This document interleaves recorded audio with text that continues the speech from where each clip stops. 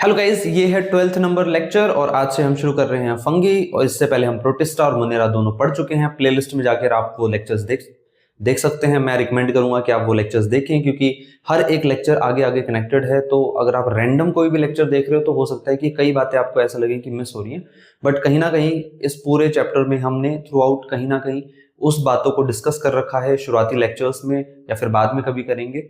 तो इसलिए regular basis पे सारे लेक्चर फॉलो करना ज्यादा जरूरी है। चलिए शुरू करते हैं फंगस को। और पहले हम जनरल कैरेक्टर्स पढ़ेंगे फंगी के। तो बात करते हैं फंगी। फंगी को माइकोटा भी कहा जाता है। अगर मैं इसकी हैबिट या फिर हैबिटेट की बात करूं तो बेसिकली ये जहां पर मॉइस्चर मिलेगा और जहां पर वार्मनेस मिलेगी या वार्म कंडीशन होगी, मतलब स्लाइटली हाई टेम्परेचर, ठीक है, गर्म जगह और मॉइस्चर। और ह्यूम्स के अंदर भी फंगी बहुत ज्यादा अमाउंट में देखने को मिलती है। जो सॉइल के अंदर ह्यूम्स होते हैं, ह्यूम्स रिच सॉइल के अंदर भी ये काफी ज्यादा अमाउंट में देखने को मिलता है। अब बात करते हैं, ये जो है ये ऑटोट्रॉफिक नहीं है, इसके पास पिगमेंट्स भी नहीं है। कौन से पिगमेंट्स नहीं है? फोटोसिंथेटिक पिगमेंट्स नहीं है, ठीक है, बाकी पिगमेंट्स हो सकते हैं, फोटोसिंथेटिक पिगमेंट्स नहीं है। इसके पास क्लोरोप्लास्ट भी नहीं है। ये सिर्फ हेट्रोट्रॉफिक है। और ये हेट्रोट्रॉफिक में कौन कौन से मोड ऑफ न्यूट्रिशन शो करता है, तो आओ जरा बात करते हैं हेट्रोट्रॉफिक के अंदर। तो हेट्रोट्रॉफिक में एक तो ये सेप्रोट्रॉफिक है, यानी डेड एंड डीके मैटर पे क्या करता है, फीडिंग करता है। नेक्स्ट ये पैरासिटिक है, इन्फेक्शन कॉज करता है, इन्फेक्शियस है, ठीक है। इन्फेक्शन किस किस पे? इन्फेक्शन ऑन प्लांट्स पे भी और एनिमल्स पे भी ये इन्फेक्शन कॉज करता है। नेक्स्ट है सिम्बायोटिक। तो ये सिम्बायोटिक एसोसिएशन भी शो करता है। आगे हम सब चीजें डिटेल में पढ़ेंगे, अभी जस्ट आइडिया ले रहे हैं। सिम्बायोटिक एसोसिएशन जहां जिस क्लास में हमें पढ़ना है कि कौन सी फंगी ज्यादा सिम्बायोटिक एसोसिएशन करती है, ठीक है, तो वहां पे हम डिटेल में पढ़ेंगे। अभी के लिए जस्ट एग्जांपल ले लेते हैं, जैसे माइकोराइजा, ठीक है। माइकोराइजा दो टाइप का होता है, एंडो एक्टो, ये हम आगे पढ़ेंगे, ओके। अब अगर पैरासिटिक फंगस है तो उसके पास में एक खास तरीके का सिस्टम होता है जिसके ऊपर एक बार पहले नीट में क्वेश्चन आ चुका है, तो हम वो डिस्कस कर लेते हैं। देखो, मैं पैरासिटिक फंगस का मैकेनिज्म बता रहा हूं आपको जो प्लांट सेल पे काम करता है। तो parasitic fungus on plant cell किस मैकेनिज्म से ये इंफेक्शन कॉज करती है? तो ये है प्लांट की सेल्स, ये प्लांट का टिश्यू मान लो, सेल मान लो। तो इस तरीके से आप ये मान सकते हो, दिस इज प्लांट टिश्यू।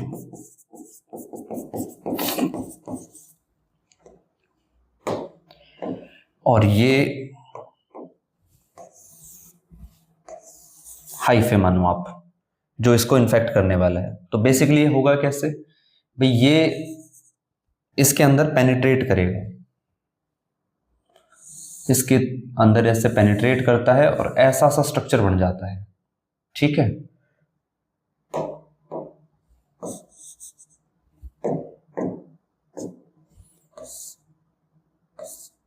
ये पेनिट्रेट कर गया। इस स्ट्रक्चर को कहते हैं होस्टोरिया। अब होस्टोरिया बनाने के लिए क्या क्या चीजें चाहिए होती है, ध्यान से सुनो। इसके अंदर ये डाइजेस्ट करते हुए इसका सब्सटेंस सेल वॉल वगैरह का एंटर करता है।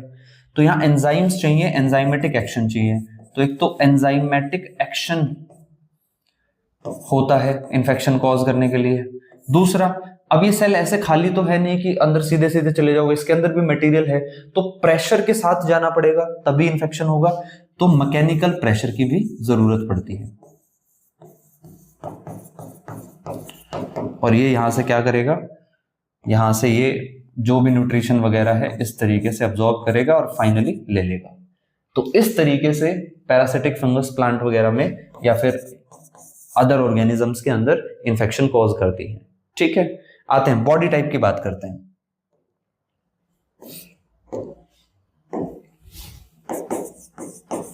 बॉडी स्ट्रक्चर, तो बॉडी स्ट्रक्चर कैसा होता है? बॉडी स्ट्रक्चर होता है थैलस।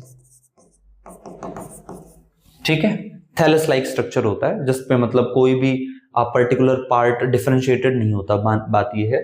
और थैलस लाइक, इसके थैलस को क्या बोलते हैं? माइसीलियम कहते हैं। देखो जरा माइसीलियम कैसे बनता है, हाथ माइसीलियम समझते हैं। तो सबसे पहले आप एक फिलामेंट उठाओ, इस एक फिलामेंट को बोलेंगे हाइफा। कई सारे ले लोगे तो बन जाएंगे हाइफे। इन फिलामेंट्स का आपस में नेटवर्क बना दोगे तो बन जाएंगे माइसीलियम। इनका नेटवर्क बना दो, ये क्या बन गया? माइसीलियम। ठीक है, अब ये जो हम फिलामेंट ले रहे हैं ये या तो सेप्टेट हो सकता है या फिर एसेप्टेट हो सकता है। क्या मतलब है? देखो यहां पे बहुत सारे न्यूक्लियस होंगे। अब या तो ऐसे यहां पे सेप्टा बनी हो सकती है, सेप्टा, या फिर सेप्टा नहीं हो सकती। अगर सेप्टेट है तो हम कहेंगे कि सेप्टेट माइसीलियम है, क्योंकि हाइफा से आगे चलकर क्या बनने वाला है? माइसीलियम बनने वाला है। तो सेप्टेट अगर है तो सेप्टेट माइसीलियम, यानी सेप्टेट हाइफा आगे चलकर क्या बनाता है? सेप्टेट माइसीलियम बनाएगा। और एसेप्टेट जो है वो बनाएगा सिनोसिटिक माइसीलियम।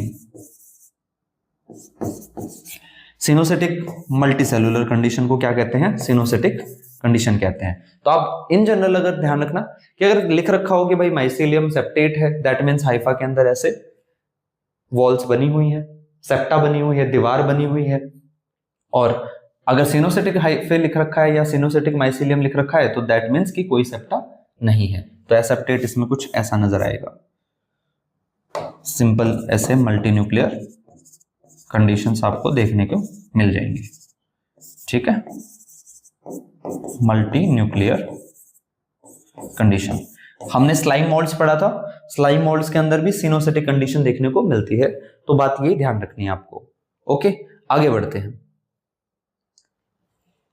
अगर मैं पूछूं कि भाई सेप्टेट और एसेप्टेट, अगर क्लास के हिसाब से बताओ कि किसके अंदर सेप्टेट है और किसके अंदर एसेप्टेट कंडीशन है, तो अगर मैं सेप्टेट का एग्जांपल बताऊं तो सेप्टेट का एग्जांपल है फाइकोमाइसिटीज, एसेप्टेट का एग्जांपल है फाइकोमाइसिटीज, और सेप्टेट का एग्जांपल है बेसिडियोमाइसिटीज, बेसिडियो, इसके अलावा एस्कोमाइसिटीज और ड्यूटेरोमाइसिटीज। ओके, तो इन तीनों के अंदर सेप्टेट कंडीशन है। लेकिन बात ध्यान रखने वाली है कि इन तीनों के अंदर ही डिफरेंट काइंड ऑफ सेप्टा हैं, सेम सेप्टा नहीं है, डिफरेंट सेप्टा प्रेजेंट है, जो कि हम इनका जब डिस्क्रिप्शन पढ़ेंगे, डिटेल में पढ़ेंगे, तब सारी बातें हम देखेंगे कि कैसे कैसे यूनिक तरीके के सेप्टा यहां देखने को मिलते हैं। चलिए फिर आगे बात करते हैं।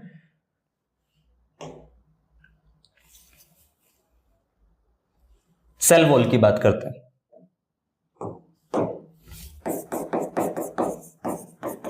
तो अगर मैं बोलूं सेल वॉल, तो आपको पता है कि काइटिन की बनी है, साथ में क्या होता है?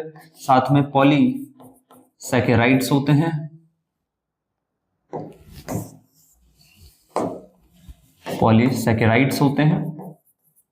ठीक है, इस बात का एक एक्सेप्शन भी है, एक्सेप्शन है oomacetes। जो oomacetes है इसका एग्जांपल आपके सिलेबस में दे रखा है एल्ब्यूगो। इसके पास क्या है? एल्ब्यूगो, इसके पास क्या है? सेल्यूलोजिक सेल वॉल है। तो आपको ये बात भी ध्यान रखनी है कि इनके पास सेल्यूलोजिक सेल वॉल होती है। oomacetes क्या चीज है बेटा? फाइकोमाइसिटीज को कई सारी सब कैटेगरीज में बांट रखा है। तो फाइकोमाइसिटीज को अपने हिसाब से तो देखो, oomacetes और zygomacetes अपने को पढ़ना है। तो फाइकोमाइसिटीज का पार्ट है oomacetes, वैसे ही फाइकोमाइसिटीज का एक और पार्ट है zygomacetes। तो अपने को ये दोनों ही पढ़ने हैं इस पर्टिकुलर पार्ट के अंदर। अगर मैं रिप्रोडक्शन की बात करूं तो फंगी रिप्रोड्यूस कैसे करता है?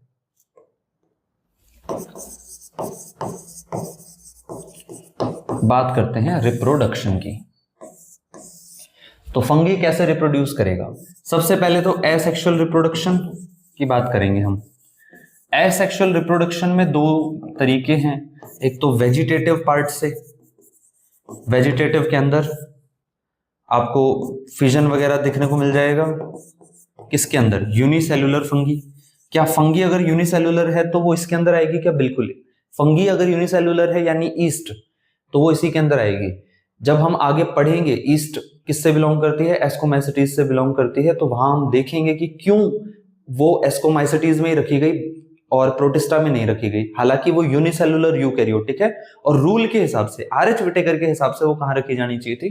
वो प्रोटिस्टा में रखी जानी चाहिए थी। हम ये रीजन भी देखेंगे कि उसे क्यों रखा गया एस्कोमाइसिटीज के अंदर, जब हम एस्कोमाइसिटीज पढ़ेंगे नेक्स्ट लेक्चर्स में। अभी बात करते हैं फिजन। हाँ, यूनिसेलुलर अगर है तो फिजन, नहीं तो फिलामेंटस बॉडी है तो फ्रेगमेंटेशन देखने को मिलेगा ही मिलेगा। और फ्रेगमेंटेशन के अलावा यहाँ बडिंग भी देखने को मिलती है।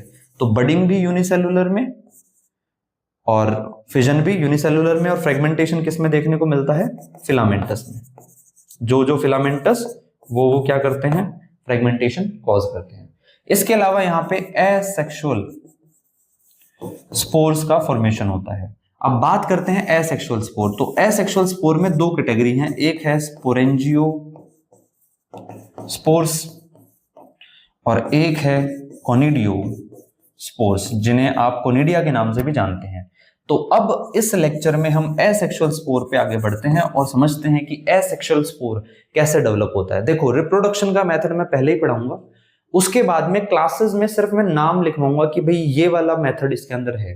तो ये लेक्चर बहुत ज्यादा इंपॉर्टेंट है। अगर ये लेक्चर नहीं देखा तो फिर आगे रिप्रोडक्शन वाला जो पार्ट है वो नहीं समझ में आएगा, तो इसको ध्यान से आपको देखना है, ठीक है। चलिए तो बात करते हैं एसेक्सुअल स्पोर। और एसेक्सुअल स्पोर में हम सबसे पहले बात करेंगे स्पोरेंजियो स्पोर्स की। चलिए बात करते हैं स्पोरेंजियो स्पोर्स की। तो स्पोरेंजियो स्पोर ये एक माइसीलियम मान लो, हाइफा मान लो, इससे एक छोटा सा स्ट्रक्चर ऐसे उभरता है, इसे हम कहते हैं स्पोरेंजियो 4। ये थोड़ा सा डेवलप होगा, यहां पे आप न्यूक्लिएट कंडीशन बना सकते हैं। स्पोरेंजियोस्पोर जो है आपको बहुत अच्छे से फाइको के अंदर देखने को मिलता है, फाइकोमाइसिटीज के अंदर, ऊ के अंदर भी एंड जाइगो के अंदर भी, हमें दोनों के अंदर स्पोरेंजियोस्पोर्स देखने को मिलते हैं। तो आओ जरा स्पोरेंजियोस्पोर की बात करें। तो स्पोरेंजियो 4 कैसे? पहले ये स्ट्रक्चर बना, इसे क्या बोलेंगे? स्पोरेंजियो 4 बोलेंगे। अब आगे ये प्रॉपर डेवलप हो गया है और इसे फिर हम क्या बोलेंगे? इसे हम बोलेंगे स्पोरेंजियम, ठीक है। और इसके अंदर यहां पे ये जो न्यूक्लियस है ट्रांसफर होंगे, न्यूक्लियस है, और यहां पे क्या देखने को मिलेगा? माइटोसिस देखने को मिलेगा।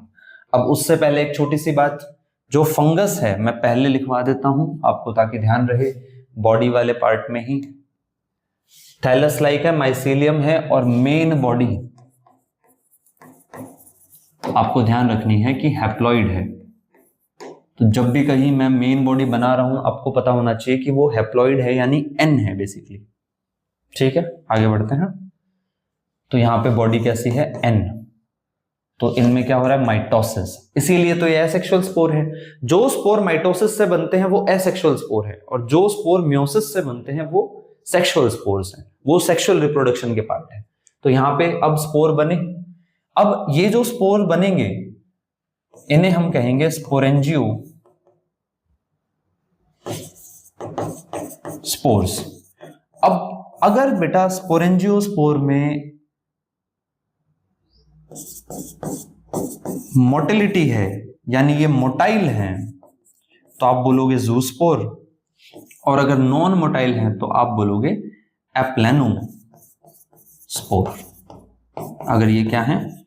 नॉन मोटाइल है तो आप बोलोगे एप्लेनोस्पोर। अब आपको याद रखना है कि ऊ में जू है, यानी ऊ माइसिटीज के अंदर जूस्पोर बनते हैं और एप्लेनोस्पोर बनते हैं जाइगोमाइसिटीज के अंदर। तो ऊ में जू करके आप याद कर सकते हो, ठीक है। अब ये जैसे ही डिस्पर्जन वगैरह होगा, इनका क्या होगा, डिस्पर्जन हुआ, स्पोर्स बाहर आए और ये फेवरेबल कंडीशन में जर्मिनेट हो गए। फेवरेबल कंडीशन में इन्होंने क्या किया, जर्मिनेशन इन्होंने कर लिया। तो आपको ये बातें ध्यान रखनी है सारी की सारी कि स्पोरेंजियोस्पोर कैसे बनते हैं। अब ध्यान से सुनना, ये तो वो पार्ट या स्पोरेंजिया या स्पोरेंजियम, एक बात याद रखना, अगर एक है तो जिया, सॉरी एक है तो जियम, अगर सिंगुलर है तो जियम और प्लूरल है तो जिया, स्पोरेंजिया, ऐसे बात करेंगे हम, ठीक है। चलो, अगर प्लूरल है तो स्पोरेंजिया, इसको यहां पर रख देते हैं। चलिए भाई आगे बात करते हैं। तो ये इसके अंदर बन रहा है, यानी जो भी ये स्पोरेंजियम है या स्पोरेंजिया है, इसके अगर अंदर बन रहा है तो ये जो स्पोर है ये कहलाएंगे कि इनका डेवलपमेंट हुआ है एंडोजीनसली। इनका डेवलपमेंट कैसे हुआ, एंडोजीनसली। तो ये कैसे स्पोर्स हैं, ये दोनों के दोनों एंडोजीनस स्पोर हैं। और कैसे हैं, एसेक्सुअल हैं। तो क्या बात ध्यान रखनी है स्पोरेंजियोस्पोर्स के बारे में, पहली बात कि ये एंडोजीनस है, दूसरी बात कि ये एसेक्सुअल स्पोर है, और तीसरी बात ये किस में देखने को मिलते हैं, फाइकोमाइसिटीज के ऊ और जाइगो दोनों के अंदर देखने को मिलते हैं। ओके, तो अब आपको समझ में आ गया अगर कहीं पे एप्लेनोस्पोर या जूस्पोर लिख रखा है तो वो किस तरीके से बनते हैं। एक और एसेक्सुअल स्पोर है जिनको हम कहते हैं कोनिडियोस्पोर्स, आओ उनकी बात करते हैं। तो कोनिडियोस्पोर में क्या देखने को मिलता है, तो चलिए बात करते हैं कोनिडियो, सेकंड जो है हमारे पास एसेक्सुअल स्पोर, कोनिडियोस्पोर्स, ठीक है। ये किस किस में देखने को मिलता है, पहले इसके एग्जांपल इंपॉर्टेंट है। तो एग्जांपल में आपको याद रखना है कि फाइकोमाइसिटीज में ये देखने को मिलता है, और फाइकोमाइसिटीज में भी किसमें, ऊमाइसिटीज के अंदर ये देखने को मिलता है। दूसरा एस्कोमाइसिटीज में ये देखने को मिलता है। तीसरा ड्यूटीरोमाइसिटीज के अंदर भी ये देखने को मिलता है। एक फंगस की क्लास मैंने यहां पे छोड़ दी, यहां पे मैं लिखवा देता हूं कि बेसिडियो के अंदर, बेसिडियो में एसेक्सुअल स्पोर्स नहीं होते, नहीं होते तो नहीं होते, ध्यान रखना, ठीक है। आगे बढ़ते हैं। तो कोनिडियोस्पोर कैसे डेवलप होता है, ध्यान से सुनो, बनते कैसे हैं। फिर से हमारे पास माइसीलियम, इस बार हम सेप्टेट दिखा देते हैं बच्चे, ठीक है, क्योंकि एस्को और ड्यूटेरो भी आ गई हैं फिलहाल, ठीक है। तो इसके अंदर एक छोटी सी आउटग्रोथ देखने को मिलेगी। फिर से हम छोटी सी आउटग्रोथ बनाते हैं। इस छोटी आउटग्रोथ को हम क्या नाम देंगे, इस छोटी आउटग्रोथ को हम नाम देंगे कोनिडियोफोर, ठीक है। फॉरवर्ड अगर कहीं लग जाए ना, अगर फॉरवर्ड कहीं लग जाता है, दैट मीन्स की बात जो हो रही है वो एक डेवलपिंग स्टेज में अभी वो स्ट्रक्चर है जहां पर स्पोर बन रहे हैं, ठीक है। इन फ्यूचर वहां स्पोर बनेंगे, अभी वो डेवलप हो रहा है, डेवलपिंग स्टेज में है। तो ये बात ध्यान रखनी है आपको, ठीक है। तो चलिए कोनिडियोफोर, आगे इससे बढ़ते हैं और आप देखोगे कि पूरी तरीके से जब ये डेवलप हो जाएगा तो कुछ ऐसा सा दिखने लग जाएगा, ठीक है। ये क्या है, कोनिडिया है। फिर से अगर एक सिंगुलर है तो कोनिडियम, मल्टीपल है तो कोनिडिया, ठीक है। और हो सकता है कि ये ऐसे खूब सारी इनमें ब्रांचिंग भी आपको देखने को मिले। अगर आपको कोनिडिया का डायग्राम देखना है एनसीईआरटी में, तो पुरानी वाली एनसीईआरटी में जब chapter number 1 reproduction organisms they रखा था, तो वहां पे उसमें एक डायग्राम दे रखा है जिसमें जो कोनिडिया है उसका डायग्राम आपको मिल जाएगा, ठीक है। चलिए आगे बात करते हैं कोनिडिया। अब ये जो एक कोनिडिया है ना, कोनिडियम बोलेंगे हम इसे, ये जो कोनिडियम है ये क्या हो गया, डिटैच हो गया, और डिटैच होकर मान लो बाहर कहीं गिर गया। अब ये क्या करेगा, अब ये माइटोसिस करेगा, ठीक है, और क्या बना देगा, कोनिडियो स्पोर्स बना देगा। अब जैसे ही इनको फेवरेबल कंडीशन मिलेगी तो ये क्या करेगा, जर्मिनेशन इन फेवरेबल कंडीशन। तो ये जर्मिनेशन किस में करेगा, फेवरेबल कंडीशन में जर्मिनेशन करेगा। देखो इसके अराउंड कोई कवर नहीं है, यानी ये खुले में बन रहे हैं। स्पोरेंजियोस्पोर में कवर में बन रहे थे तो एंडोजीनस थे, ये कैसे हैं, एक्सोजीनसली बन रहे हैं। तो इनका फॉर्मेशन क्या हो रहा है, कैसे हो रहा है, एक्सोजीनसली। तो आपको कोनिडियोस्पोर्स के बारे में क्या बातें ध्यान रखनी है, पहला ये एक्सोजीनसली बनते हैं, दूसरी बात ये एसेक्सुअल स्पोर्स है। क्यों, क्योंकि ये किससे बने, माइटोसिस से बने। अब आपको ध्यान रखना है कि कोनिडिया किस किस में बनता है, ओमाइसेटीज में, एस्कोमाइसेटीज में और ड्यूटेरोमाइसेटीज के अंदर कोनिडिया बनता है। तो ये बात ध्यान से आपको रखनी है, पूरे आगे तक लेक्चर में कहीं पे भी ये बात भूलनी नहीं है, नहीं तो ओवरऑल जो समझ में आना चाहिए जितना बढ़िया फंगस के अंदर उतना आएगा नहीं, ठीक है। तो चलिए हम आगे बढ़ सकते हैं, अगर आपको ये दोनों बातें समझ में आ गई है तो। कुछ और कैरेक्टर्स की बात कर लेते हैं रिप्रोडक्शन में, सेक्सुअल पे चलने से पहले बेसिक कैरेक्टर्स, फिर सेक्सुअल रिप्रोडक्शन हम पढ़ेंगे। तो कुछ और कैरेक्टर्स में पहली बात तो क्या वस्कुलर बंडल इसमें है, तो नॉन वस्कुलर है ये, ठीक है। क्या जाइगोट बनता है, ट्रू सेक्सुअल रिप्रोडक्शन है, हाँ बिल्कुल सेक्सुअल रिप्रोडक्शन तो है नो डाउट, बट यहां पे एम्ब्रियो नहीं बनता, तो एम्ब्रियो का डेवलपमेंट यहां पे नहीं हो पाता, तो एम्ब्रियो नहीं बन रहा, मतलब बात ये ध्यान रखनी है आपको। जाइगोट जो है वो आगे चलकर मियोसिस वगैरह करके स्पोर बनाएगा, लेकिन वो एक एम्ब्रियो का डेवलपमेंट नहीं करेगा, आपको ये बात याद रखनी है। चलिए तो इन बातों के बाद में अब हम शुरू करते हैं सेक्सुअल रिप्रोडक्शन। तो चलिए सेक्सुअल रिप्रोडक्शन करते हैं।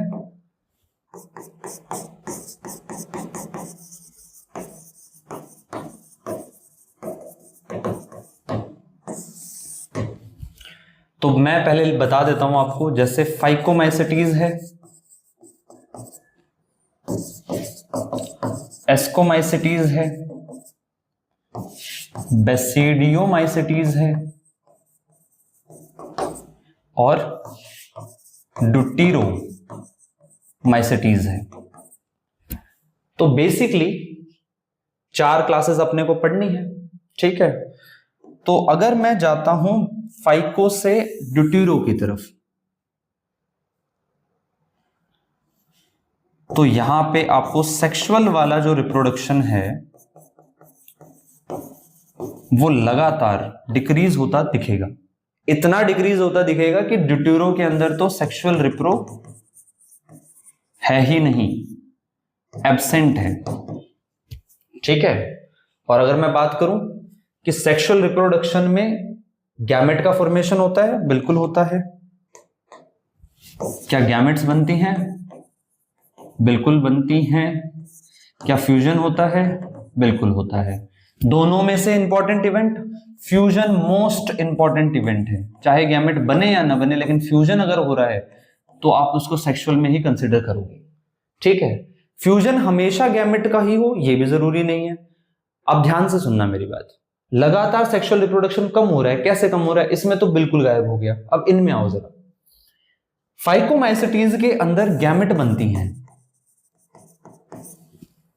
ठीक है। फाइकोमाइसेटीज में गैमेट बनती हैं और फ्यूजन होता है। अब फ्यूजन अगर गैमेट का हो रहा है तो उसे सिनगैमी कहते हैं हम, ठीक है। यहां पे मैं बताता हूं, जैसे फ्यूजन अगर गैमेट्स का हो रहा है तो उसे हम क्या कहते हैं, fusion of gametes.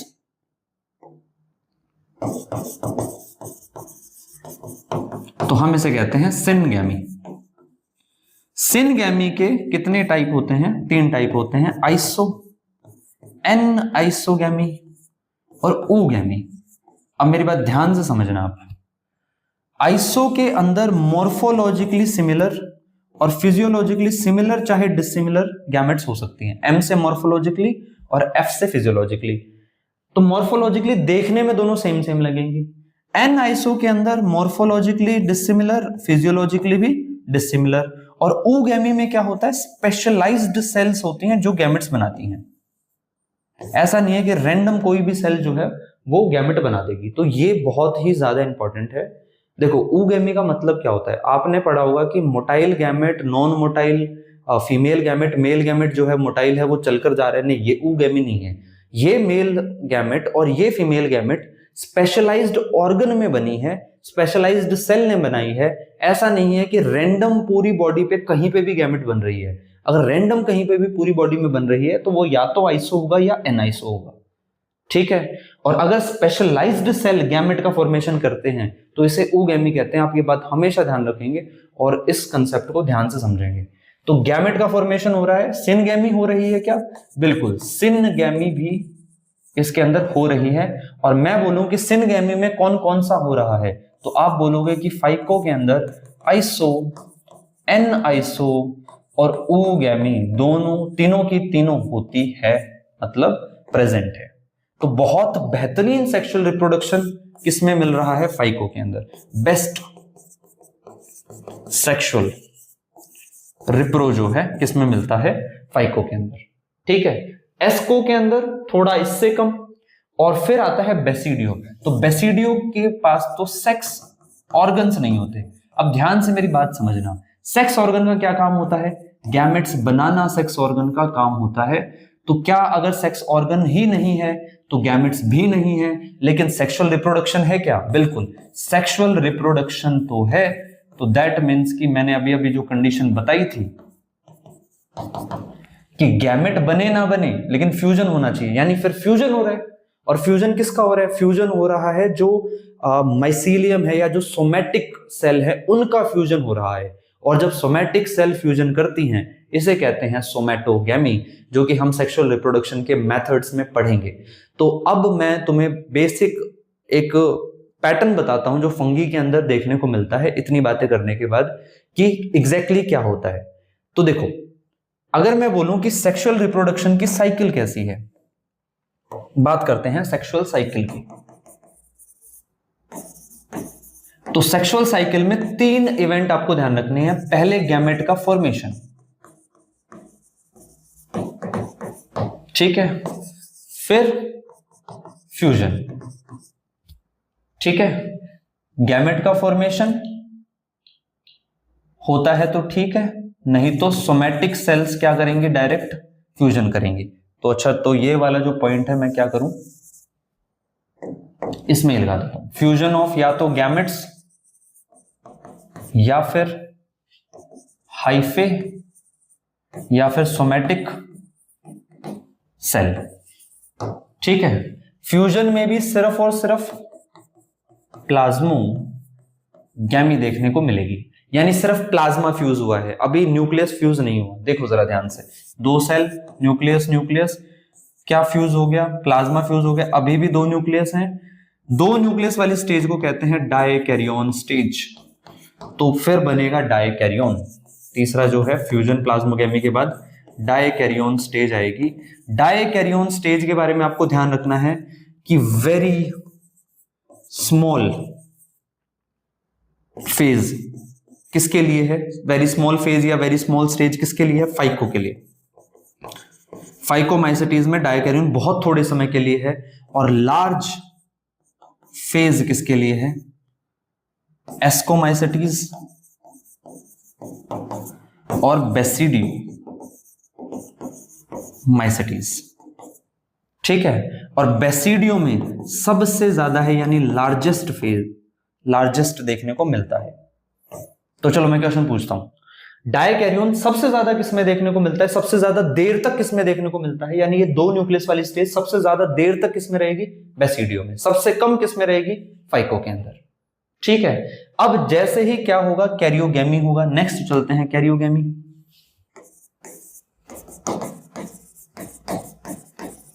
Karyogamy and zygote formation.